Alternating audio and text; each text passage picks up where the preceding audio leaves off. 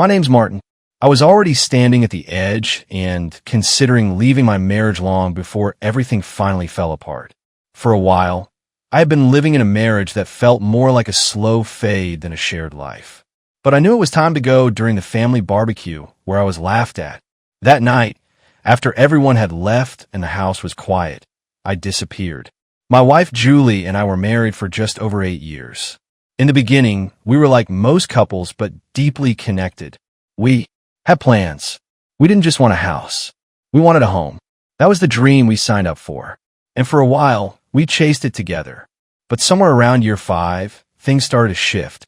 It wasn't sudden, and that's what made it harder to notice. The turning point came when we started trying for kids. We wanted them badly, both of us. But when months turned to years with no success, we turned to fertility clinics, appointments, injections, tests, and schedules. We tried everything they told us to try. Every month was a new hope, and every month ended with a silent disappointment that filled the room like smoke. I saw what it did to Julie. She became quieter and withdrawn.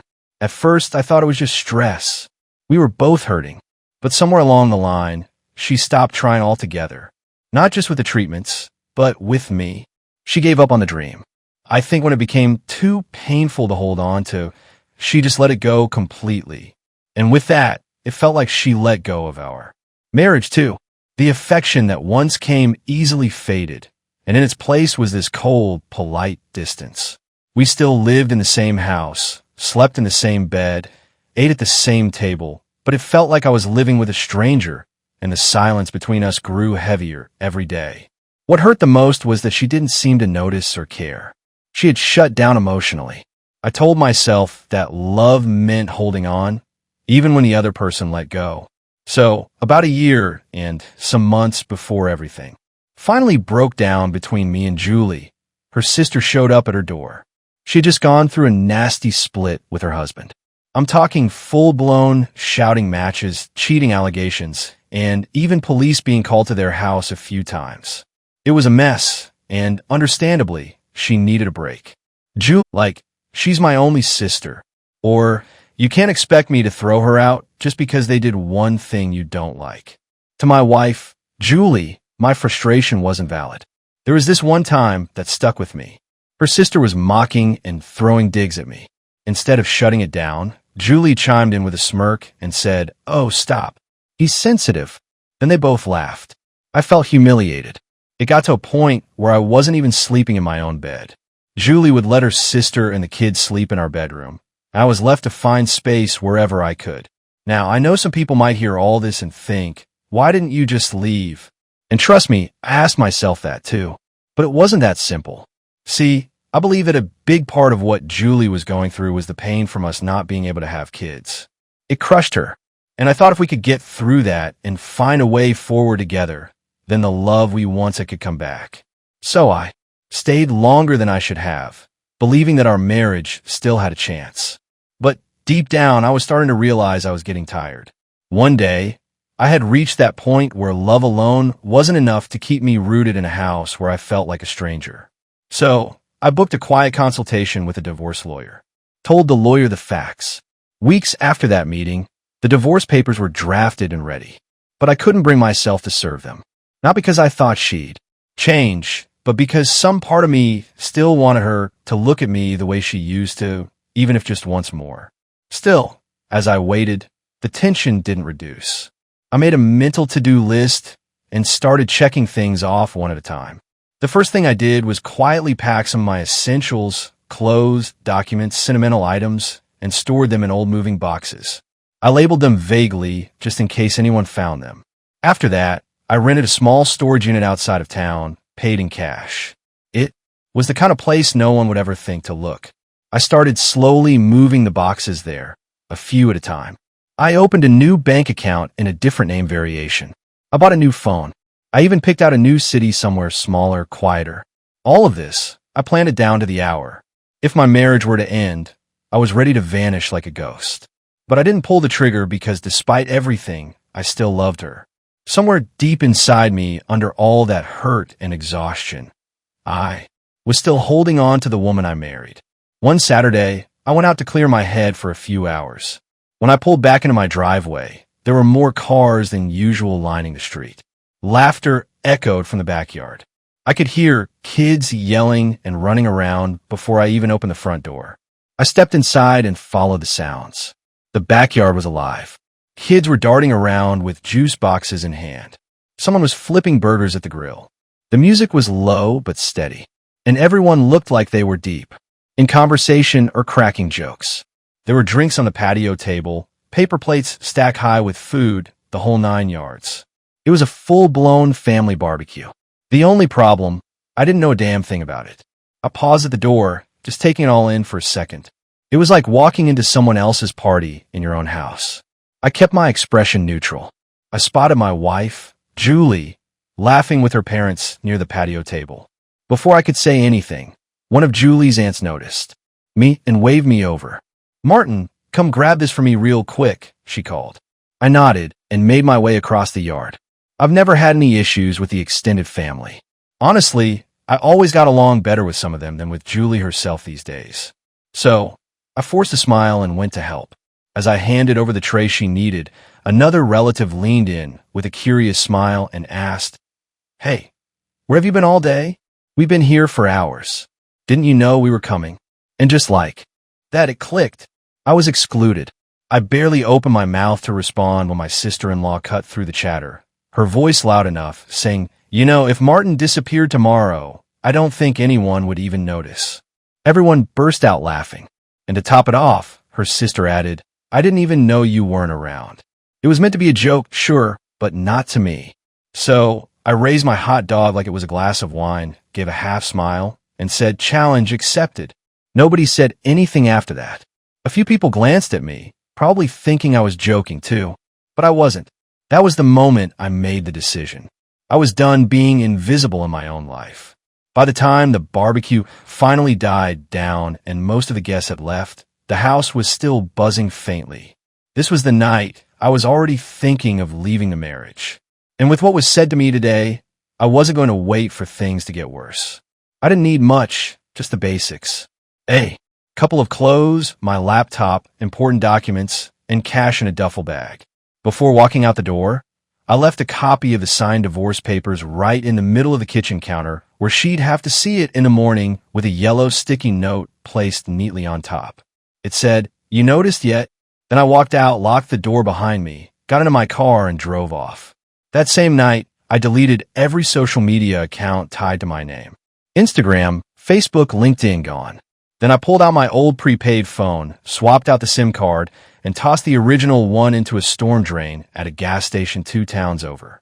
I didn't want to be found, not by her, not by anyone. I just couldn't keep hurting myself by staying. I drove to a small cabin I'd seen earlier that was listed on an obscure classified site owned by a retired guy who didn't ask too many questions. I paid 3 months up front in cash. It was deep enough in the woods to feel like the world had forgotten about it, but close enough to town that I could grab groceries when I needed. I made a living doing small freelance gigs online. It paid just enough to cover food, electricity, and the few basic needs I allowed myself. The days bled into each other. There was no schedule and no pressure. I'd wake up to the sound of birds. Weeks turned into months. My beard grew out. I started eating better, sleeping deeper, and thinking clearly. Not once did I check on Julie because I finally realized I didn't need to. That chapter was closed. And no good ever comes from reopening a wound just to see if it still bleeds. 8 months since I left, I got the idea to check one of my old email accounts, checking for some personal file I backed up years ago. It was one I hadn't logged into since before I left. I wasn't expecting anything. The moment I opened the inbox, I froze. There were dozens of emails, all from Julie. At first, I didn't know what to think. Part of me didn't want to read them. I hovered over the delete button more than once, but eventually I clicked. The earliest ones were furious. She was demanding to know where I went. She called me selfish, a coward, and heartless. Said I was abandoning her, that I had no right to just vanish. She swore she'd find me and drag me to court. Her words were sharp, but as I moved through the emails chronologically, the tone changed. Her words started softening. There were still questions, but they weren't filled with rage anymore. They were unsure, hesitant, like she was beginning to hear. Her own voice in the silence I left behind. The most recent ones hit me differently. I remember staring at one in particular. She said the bank had started sending warnings, something about missed payments, that foreclosure might be coming. She admitted she was now working 2 jobs, trying to keep the house afloat. Said she had to send her sister and the kids away. They weren't helping. She wrote like she finally saw what I had been trying to explain for years. In one message, she said, "I get it now. I understand why you were so distant. I just wish I hadn't been so blind." Another one read, "I wish you'd come home. Not because I need help, but because I miss you. Because I finally understand what you gave up trying to hold everything together." Then came the one that took the wind out of me. She wrote, "I was stupid. I took you for granted. I thought you'd always be around, no matter how much I ignored you. I still haven't signed the divorce papers. I keep hoping one day you'll walk through the door." I sat there staring at that screen. I won't lie to you. I felt something, my chest at reading those words. I knew that side of her, the side that could love deeply, the side that wanted to build something with me once. And maybe this was that version of her finally pushing through the noise. But feelings aren't enough sometimes. For years, I stayed in the house, convincing myself that love would fix things, that time would heal. But now, even reading those emails, as emotional as they were, I didn't know if I could ever step back into that life. At this point, it had been exactly a year since I vanished. A full year of living off the grid, cutting ties, and breathing freely for the first time in a long time. I only went into town once every couple of weeks for supplies. That day, I stopped by this little coffee shop I come alike. It was tucked away on the edge of the city. I walked in, ordered my usual, and was waiting at the pickup counter when I heard someone say my name. At first, I ignored it, but the second time it came, firmer, more surprised, I turned. It was Ryan, an old mutual friend. His eyes widened like he'd just seen a ghost, which I guess in a way he had. We exchanged awkward small talk. I kept it brief, didn't give much away. Less than a week later, there was a knock at my cabin door. I wasn't expecting anyone, so I peeked through the curtain, and there she was, Julie. For a moment, I didn't move. I opened the door slowly, keeping my expression flat. "What do you want?" I asked. She didn't speak as she just broke down, sobbing. She kept saying she was sorry, that she didn't know it had gotten that bad, that she wished she'd listened more and understood sooner. I didn't interrupt. I let her speak. When she finished, I stepped outside with her, looked her straight in the eyes, and said, "I'll come back, but only to end this the right way. I'll sign what needs signing. We'll wrap this up like adults. But I can't be your husband again. Not after everything. Not after what your sister put me through. Not after you stood by and let it happen." She didn't argue. There was no fight left in her. Just a slow nod. She wiped her face, tried to smile, but couldn't. And with that, she left, having reflected on everything. It's strange how people only begin to see the value of something or someone when it's already gone. That's one of the hardest lessons life teaches you. And sadly, it's a lesson I had to get and also live through. For years, I stayed in a marriage that was clearly falling apart.